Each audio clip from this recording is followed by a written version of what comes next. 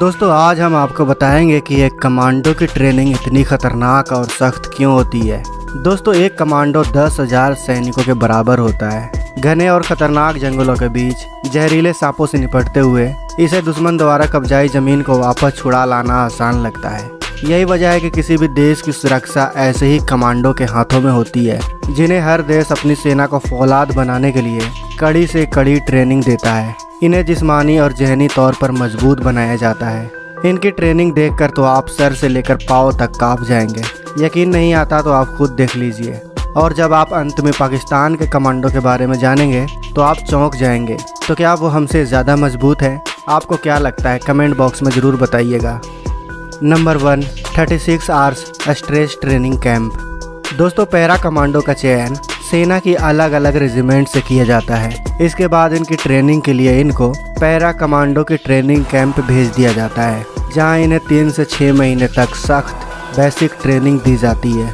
इसके बाद इनकी 36 घंटे की एक खास स्ट्रेस ट्रेनिंग होती है। 36 घंटे की इस बेहद ही सख्त और भयानक तकलीफ देने वाली ट्रेनिंग में खरा उतरने के बाद ही कमांडो को सम्मानीय मैरून रंग की कैप मिलती है, यानी बलिदान का ताज। 36 घंटे की इस स्ट्रेस ट्रेनिंग की शुरुआत रात के वक्त से होता है। अधूरी नींदों से जवानों को उठाकर एक लाइन में खड़ा होने का ऑर्डर दिया जाता है। आपको बता दें कि ये जवान पिछले 1 हफ्ते से सिर्फ 1 या 2 घंटे की ही नींद लेते आ रहे हैं। इसके बाद जवानों को अधूरी नींद में ही बार बार रूटीन एक्सरसाइज करनी होती है। ऐसा तब तक होता रहता है जब तक इनमें से कोई एक हार ना मान ले। इसके बाद जवानों को एक 30 किलो के बैटल लोड को लेकर खड़ी पहाड़ी पर चढ़ाई करनी होती है, जो कि 10 किलोमीटर लंबी होती है, लेकिन इसे 2 घंटे में कंप्लीट करना होता है। इसके बाद अपने दोस्त को कंधे पर लाद कर चलना होता है, जो कि इस भावना से प्रेरित होता है कि पैरा कमांडो किसी भी परिस्थिति में अपने साथी को दुश्मन के बीच नहीं छोड़ेंगे। इतना ही नहीं, इसके बाद इन जवानों को 1.18 किलोमीटर के दायरे को 3 राउंड लगाने होते हैं, जिसमें हर राउंड में वजन को बढ़ा दिया जाता है। पहले राउंड में जवानों को 30 किलो का बैटल लोड, 7 किलो के हथियार, साथ में 20-20 लीटर के 2 जेरिकेन को लाद कर इन्हें चक्कर लगाना होता है। वहीं दूसरे राउंड में इन्हें 60 से 85 किलो के ट्रक के टायर को उठाकर चक्कर लगाना होता है। और तीसरे राउंड में 30 से 80 किलो के लकड़ी के टुकड़े को उठाकर 1.81 किलोमीटर के रास्ते को तय करना होता है, वो भी सिर्फ 1 घंटे में। इस चरण को वेट शिफ्टिंग कहते हैं। इसके बाद नंबर आता है पानी के 12 फुट गहरे उस टैंक का, जिसमें इन जवानों को हाथ पैर बांधकर फेंक दिया जाता है, जिसका पानी बर्फ से भी ज़्यादा ठंडा होता है। इसमें सबसे खतरनाक बात यह है कि ट्रेनिंग देने वाला ट्रेनर जवानों को बार बार पानी में डुबाता है। इस दौरान वह जवानों को सिर्फ उतनी ही सांस लेने देता है जितनी वह जिंदा रह सके। यह ट्रेनिंग इसलिए भी दी जाती है ताकि मिशन के दौरान एक कमांडो ज़्यादा से ज़्यादा स्ट्रेस झेल सके। आखिर कमांडो बनना कोई बच्चों का खेल थोड़ी होता है। अगर कोई इस ट्रेनिंग परीक्षा में फेल हो जाता है तो उसका यह मैरून कलर का कैप पहनने का सपना टूट जाता है। 36 में से 14 घंटे बीत जाने के बाद इन्हें गटर के पानी जैसा पानी पीने को दिया जाता है, जो दरअसल जूस होता है, जिसमें डिहाइड्रेटेड सॉल्यूशन मिला होता है। इस प्रक्रिया से गुजरने के बाद इन जवानों की बौद्धिक क्षमताओं को परखा जाता है, और यह सब बहुत दबाव भरे माहौल में होता है। इस दौरान इन्हें लिखित में ट्रेनिंग के दौरान मिले हर छोटे बड़े अनुभवों को लिखना होता है। इसके बाद जवानों का मेडिकल टेस्ट किया जाता है, जिसमें सफल होने के बाद इन्हें 10 किलोमीटर पैदल चलना होता है। ये मार्च पूरा करने के बाद 20 घंटे से भूखे इन जवानों को रूखा सूखा खाने को दिया जाता है। खाना खाने के बाद इनको नींद आने लगती है, क्योंकि आपको याद दिला दे कि ये जवान पिछले 1 हफ्ते से ठीक से सोए नहीं होते हैं।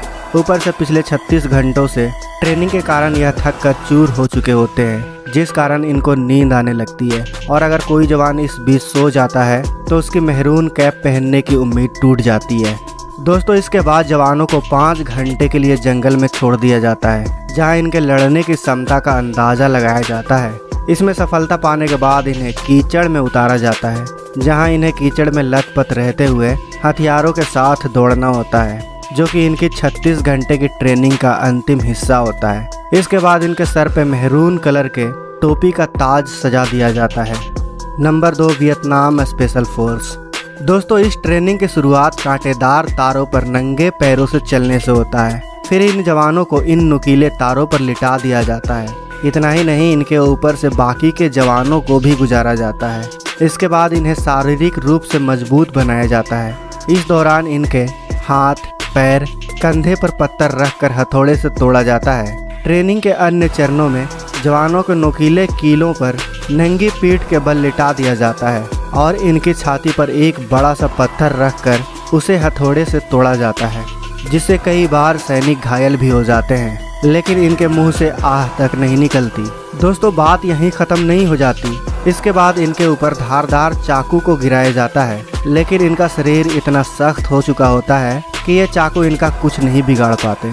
इसके बाद इन जवानों को नंगे पांव शीशे के टुकड़ों पर भी चलाया जाता है, वो भी भारी वजन के साथ। और फिर दोस्तों, इसके बाद शुरू होती है इन जवानों की असली ट्रेनिंग, जिसके तहत इन्हें धारदार तलवार पर नंगी पीठ लिटाकर इनकी छाती पर एक बड़े से पत्थर को रखकर उसे हथौड़े से तोड़ा जाता है। अब देखिए वियतनाम सेना के इस जवान को, कैसे यह जवान गर्दन में लिपटी लोहे के मोटे रॉड को मोड़ देता है और फिर 1 मिनट में इससे आज़ाद भी हो जाता है। तरह तरह के ट्रेनिंग से गुजरने के बाद यह कमांडो शारीरिक रूप से चट्टानों की तरह मजबूत हो जाते हैं। इसके बाद इन सैनिकों को पानी के अंदर, पहाड़ों पर, घने जंगलों में लंबे समय तक भेज दिया जाता है, जहां वो युद्ध के लिए ही ट्रेंड किए जाते हैं। तब जाकर यह सेना का हिस्सा बन पाते हैं। Number 3, Gorkha boot camp. दोस्तों, गोरखा रेजिमेंट के कमांडो को मौत से जरा भी डर नहीं लगता। ये वही हैं जिन्होंने द्वितीय विश्व युद्ध में हिटलर से टक्कर ली थी। गोरखा कमांडो जान कुर्बान करने में हर वक्त तैयार रहते हैं। इनकी भर्ती के लिए हर साल बूट कैंप का आयोजन किया जाता है, जिसमें लगभग 10,000 से ज़्यादा जवानों को चुना जाता है, मगर इनमें से कुछ ही योग्य निकल पाते हैं, जिन्हें कई तरह की सख्त ट्रेनिंग से गुजरना पड़ता है, जिसमें 25 किलो के वजन के साथ पहाड़ी पर चढ़ाई शामिल है, जिसे 1 घंटे में पूरा करना अनिवार्य होता है। रेस में सफल होने वाले इन्हें बेसिक ट्रेनिंग देकर बेस कैंप भेज देते हैं। यहीं से गोरखा दुश्मन के लिए फौलाद बनकर बाहर आते हैं। यही वजह है कि इनकी खुखरी बिना दुश्मन के सर कलम किए वापस म्यान में नहीं जाती। आपको बता दें कि गोरखा कमांडो सिर्फ भारतीय सेना में ही नहीं, बल्कि यह नेपाल और ब्रिटेन आर्मी में भी है। Number 4, People's Liberation Army China.